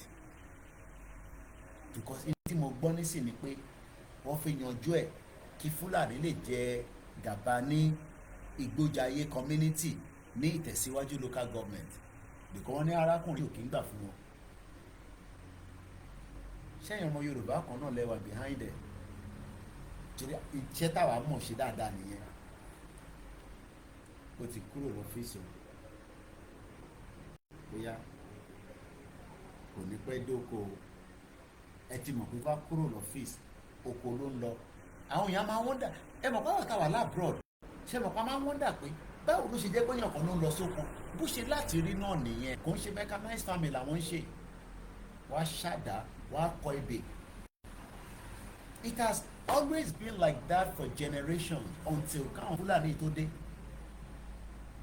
Obìnrin nìkan lè dá wà lóko. Oko tẹ́niyẹn wà yẹn kò ń ṣe pé àwọn míì ò ní wà ní some other distance, but wọ́n ní communication débi pé wọ́n lè máa fi bára wọn sọ̀rọ̀. But wọ́n níbi tí gbogbo wọn máa ti pàdé at a particular time set. Bí a tó bá ti rí pòrùn ó ti ń wọ̀, wàá lọ sábẹ́ igi, wàá mọ ẹmu, wàá sọ̀rọ̀, wàá tún padà lọ ṣoko díẹ̀. Wọ́n mọ time tó o bá tẹ̀ fagbó sọ́wọ́, àwọn ti mọ time tí wọ́n jọ máa padà lọ sílé. So tá a bá ń gbọ́ pé wọ́n attack èèyàn kan, èèyàn méjì, tẹ bá rí pé mo post video bàbá tó ṣá owó ẹ̀, that was the same kind of area tí BBC interview ṣe rántí bàbá yẹn. Kò ṣe pé bàbá yẹn náà lè já, kò ṣe pé bàbá yẹn náà nìkan lára, but sometimes kò ṣe pé kò nìkan lára nìkan. It's about how prepared are you for situation. Ẹ mọ̀ fún àwọn ilé nísìn situation tó ń prepare fún lójoojúmọ́ ni as an Amotekun officer. So à ń bẹ Governor Ṣèyí Mákindé, mo mọ̀ pé ẹ̀ ń gbọ́ program mi, ẹ bá wa review ìdí tí wọ́n ṣe fẹ́ yan bàbá wa yìí tí à ń pè ní Ogunleye Matthew tó jẹ́ Amotekun corp officer. Ẹjọ́ yín ti débí báyìí, wọ́n máa fún mi ní report, màá kọ́ believe pé ẹ máa yanjú ẹ̀. Ṣé rí ẹ máa yanjú ẹ̀ tí bàbá bá ti wá pè fún rálì fáwa ọ̀pọ̀lọpọ̀ nǹkan ló máa wá níyànjú. Ẹ jẹ́ kí n ra fílẹ̀ bẹ́ẹ̀. but we expect you to review this situation. Ẹ jẹ́ ká gbọ́ bí bàbá ṣe sọ̀rọ̀ lẹ́ẹ̀kan sí without no more interruption. But ìṣẹ̀lẹ̀ ní May 7 ẹ máa wọ́n dà pé Koiki kí ló dé tẹ̀sí wa ń gbọ́ nísìn nítorí pé ẹni yẹn kọ́kọ́ gbọ́dọ̀ ní strength padà díẹ̀ torí a lè jẹ́ kí moreover information yẹn ó ṣẹ̀dọ́dọ̀ tèmi ni. But the fact that it happened in May, Tuesday, May 7, around 5:20 p.m., shortly after the officer closed from duty at the local Amotekun command, according to the report received by Koikimedia, Matthew had gone to inspect his farm located in Odomo village, Igbojaye, when he encountered 4 armed herdsmen, the terrorists, grazing their cattle on his land. Wọ́n kó màálù wọ́n fi ń jẹ oko ẹ̀ bó ṣe wá rí pé ó ń bọ̀ báyìí wọ́n sá pamọ́ bó ṣe àtàkẹ́ nìyẹn. Ẹ jẹ́ ká gbọ́ bí bàbá ṣe sọ̀rọ̀ lẹ́ẹ̀kan sí. wọ́n wá sá pamọ́ àwọn mẹ́rin bí mo ṣe ní mò ń wọnú oko bọ̀ ní kan ti wá àtàkì mi ni wọ́n ṣá mi ládàá ní gbogbo orí nígbà tó ṣá mi ládàá tí mo ń dá àdì àdá wọ́n ń nà mí ní kùnà ní gbogbo ọwọ́ yìí ọba ọwọ́ yìí jẹ́ nígbà tí mo gba àdá lọ́wọ́ ẹ̀ mo gba kùnà ló ṣẹ̀ wá yọ ọ̀bẹ ó gún mi lọ́bẹ nínú níbí báyìí òun ló gún mi lọ́bẹ inú yìí o kò wọlé ó gún mi lọ́bẹ látẹ̀lé ọwọ́ kò wọlé so gbogbo ọmọ Nàìjíríà ẹ gbà mí o má jẹ́ kí ìyà ọjẹ́ mi gbé o mo ní ìdídájọ́ òdodo lérí ọ̀rọ̀ tó ṣẹlẹ̀ yìí lórí lágbára kan ràn mí lọ́wọ́ o inú oko mi mọ́ wa oko mi ní gbogbo bí yìí o gbogbo bí yìí oko mi ní o pákí ìyá mi ni o ìyá mi ló ní pákí eléyìí pákí tó wà ní pákí ìyá mi ló ní o ìyá mi ló ní pákí ní mo ní gbogbo oko tó wà ládùúgbò mi ní tí wọ́n wá àtàpamọ́ ní o ẹgbàá mi ọmọ Nàìjíríà mo ní ìdájọ́ òdodo ẹ ràn mí lọ́wọ́ o ẹ ràn mí lọ́wọ́ o àwọn mẹ́rin ni wọ́n wá tó jẹ́ pé nígbà tí wọ́n gbé mi ṣubú wọ́n fẹ́ dúnbú mi tí mo tún ráyè dìde ó fi kùmọ̀ fọ́ mi ní gbogbo orí nígbà tí mo padà aládàgbà lọ́wọ́ ẹ̀ èmi náà ṣe aládà ó fi jẹ́ parí ẹyọ kan mú nù àwọn yòókù ti sá lọ ọmọ Nàìjíríà gbà mí o. He survived, but how many people might not survive it next time? As we wind down from this particular one, because ele ó ṣe pàtàkì. Now, let's move to the next one. The military barracks that was not invaded, fully attacked. Sójà ń sunkún, wọ́n kó weapon lọ, wọ́n destroy military barracks. Nígbà tí mo ń wo fídíò yẹn, mo wá ń béèrè lọ́wọ́ ẹni tàjọ́ ń wò pé kò ń ṣe inú ọgbà kékeré ló wà. We are talking about a big military barracks. Let's hear. I can't show you this video. My Facebook will be shut down and all the social media because it's very gruesome. Some of you have seen it, so you don't have to want to see it.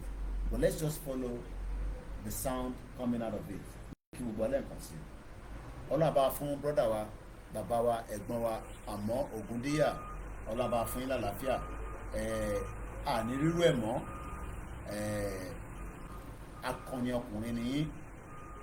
Kẹ́túbọ̀ dira sí dáadáa. Torí ọ̀tá pọ̀ nílẹ̀ Yorùbá. Ọ̀tá pọ̀ gan. Àwa mọ̀ pé àwọn tó sẹ́tì náà Ògún, Lákàyé, Ọ̀ṣùmọ̀lẹ̀ á kàn wọ́n lára láìpẹ́. Kábíyèsí kí n tó close chapter yẹn. Mo believe pé kò ṣe pé ní màálù kankan láàrin àwọn Fúlàní yẹn lè ṣe ni pé kọ́ sẹ́tulẹ̀ èèyàn wà lórí oko ẹ̀ wọ́n fi pa ẹni kọ́ sẹ́tulẹ̀.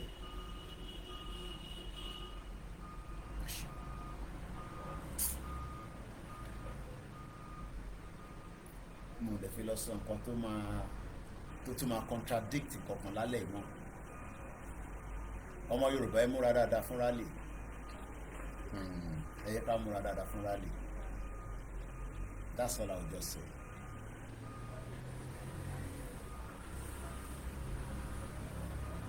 Tá bá jáde fún rally yẹn, I keep saying it, tá bá jáde fún rally tí palace kan àbí baálẹ̀ kan àbí ọba first class kan àbí kinní kan ó ti yé yín, tá bá jáde fún rally a kò gbọ́ pé ẹ̀yin ṣe communicate kan pé àwọn olóń disturb àbí nǹkan kan, ẹ má try it. Ẹ má try it. That's all I would just say. Ẹ ti compromise. Ẹ já lọ sí Borno State.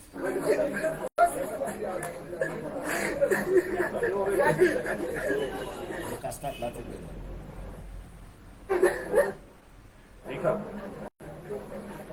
Tó bá débi tí mo ti lè show yín, after tó bá ti show gbogbo àwọn òkú tó wà nílẹ̀, there's about 4 bodies. I can then probably show you, if otherwise it's not necessary. Ah, Patrick! Patrick!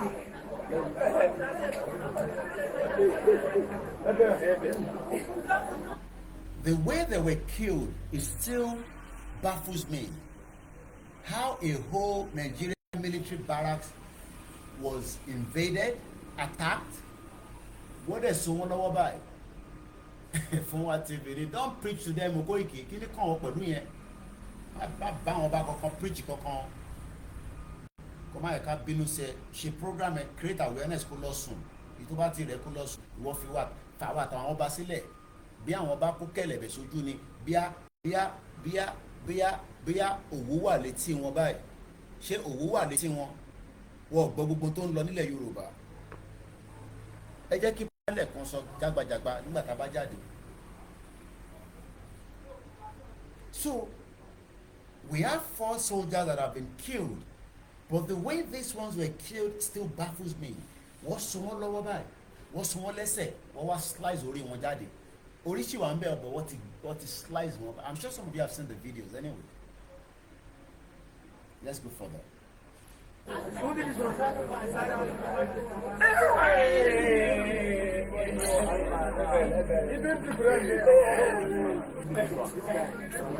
Military man is crying. Ẹ ká fi brother wa sílẹ̀ ká padà sí open screen. Mo kẹ́yìn yẹn wa, mo kẹ́ àwọn team mi tó ń ṣiṣẹ́ takuntakun. Wọ́n create oríṣiríṣi studio fún wa, ọlọ́ba wa kò ní.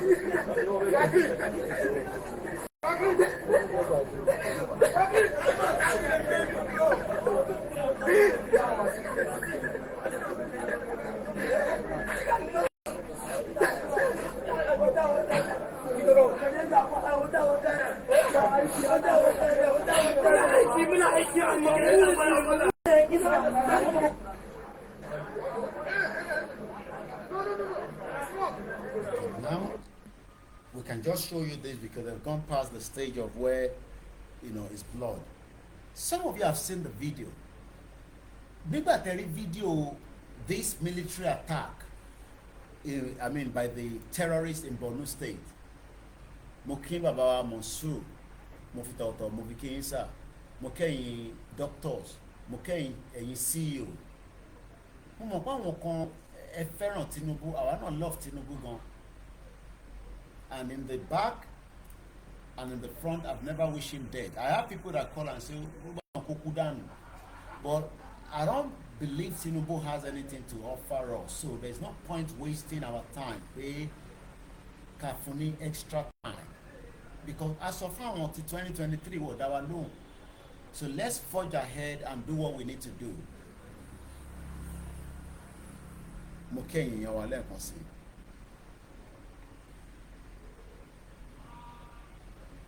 Mo record o, mo ní spare phone tí mo lè fi record because especially tí bá fi play nǹkan. And I'm using already 1, 2, 3, 4, 5. I got 5 phones and they 6.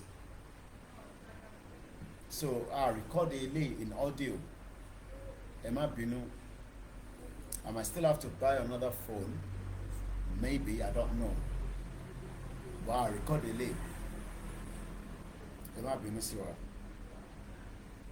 Ẹ má bínú. Koiki báwo ṣe máa record? If I'm not playing anything from the phone ni màá fi record.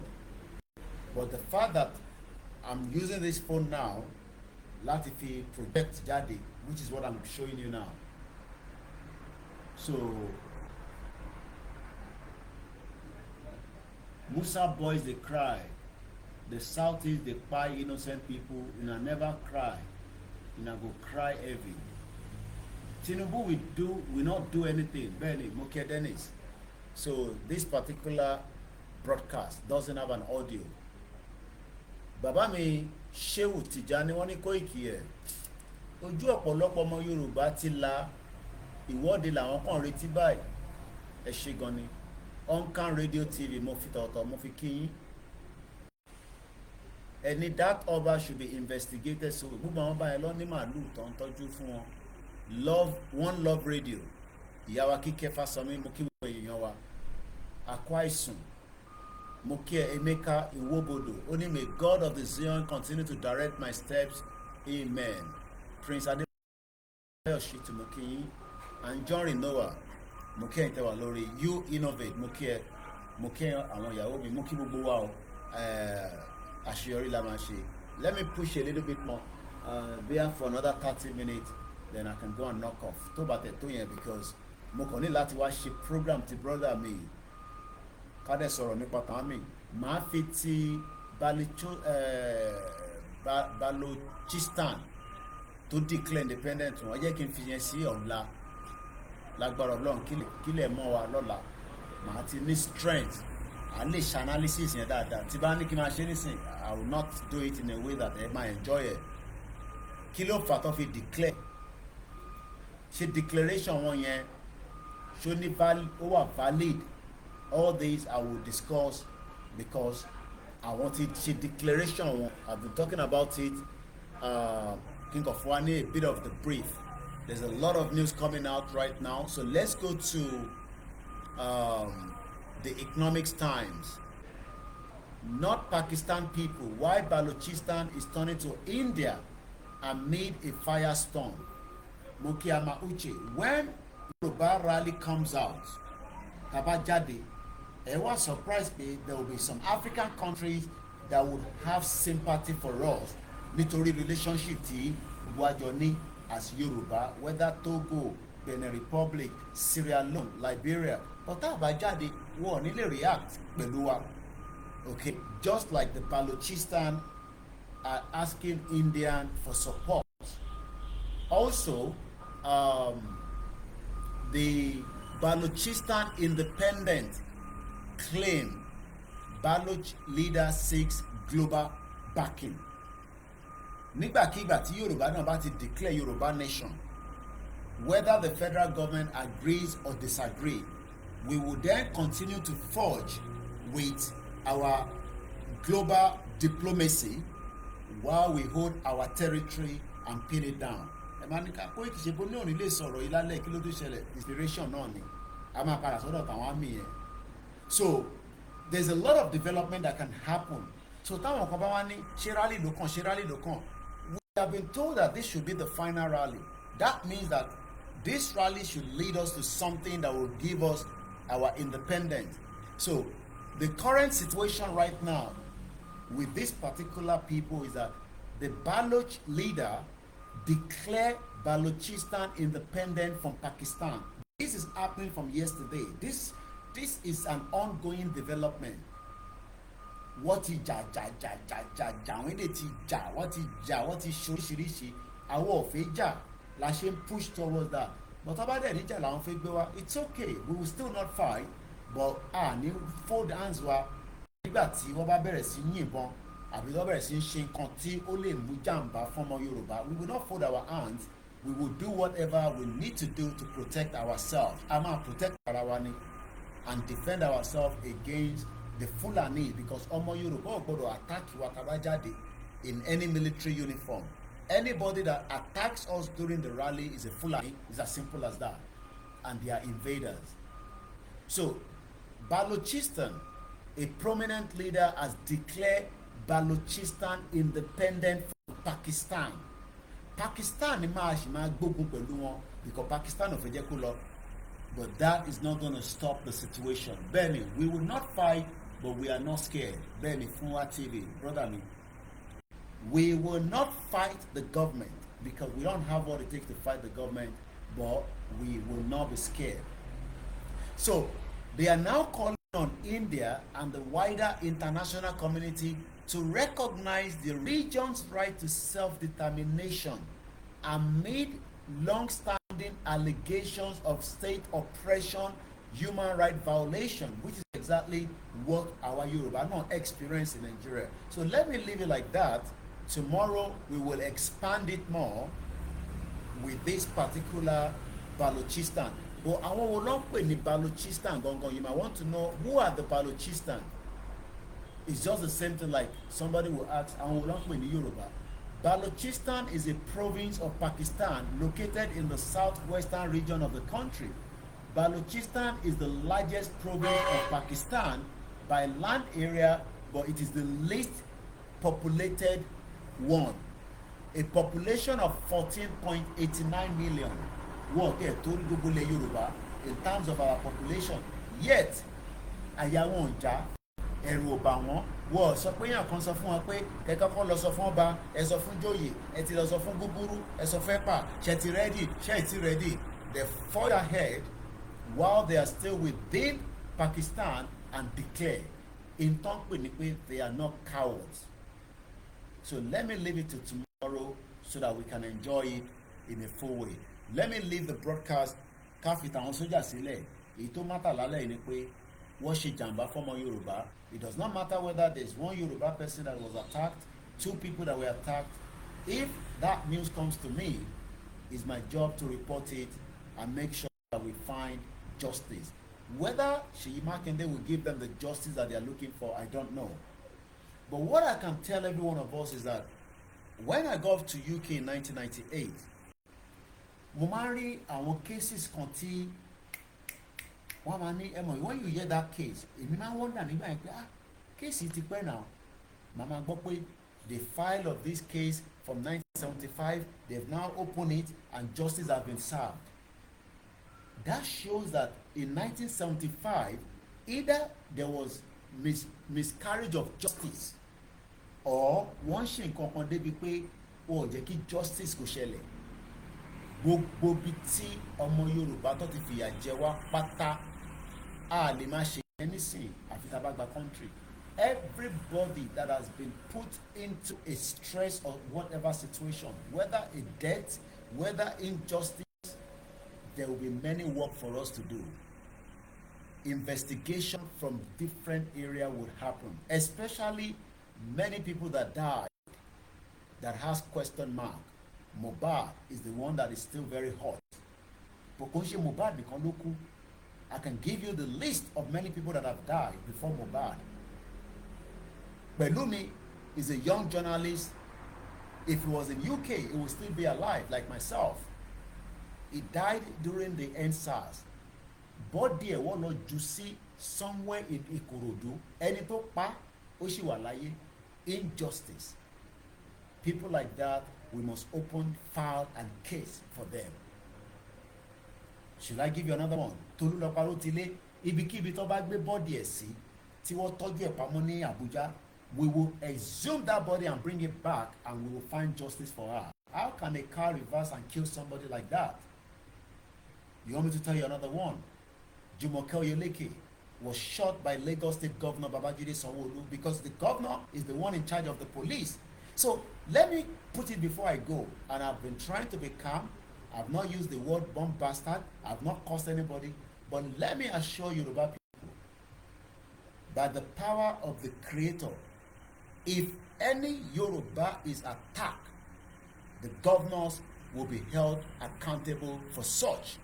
And be prepared that Yoruba people this time around will not fold their hands as you have done, especially in Ojota in 2023, and as you have done in July 1st, 2021. Those are the two landmarks that people were attacked. All other states, they respect Yoruba people. All the rally went smoothly, and there was no coincidence or a death. Lagos State, Babajide Sanwo-Olu, kódà tó bá sá kúrò nínú Nigeria, we will make sure we find you, and you will end up in the prison. This is not a threat. This time around, it is not as going to be the previous rally. I'm tired now, let me go to bed. But I will expand more on why there's a systematic failure that the Fulani continue to invade. It's a deliberate attempt, but we know that they're already in Lagos State, but they want to push into the military barracks in Ojo and other areas. Intelligence told me 2 years ago, I'll repeat it, Mo ni Yoruba nation ma bomb Lagos State too. I am saying it again, the terrorists will bomb Lagos State if we do not act now. Thank you so much. God bless Yoruba land. God bless every one of us. My name is OLAYOMI KOIKI. Orayolamason. Odaro.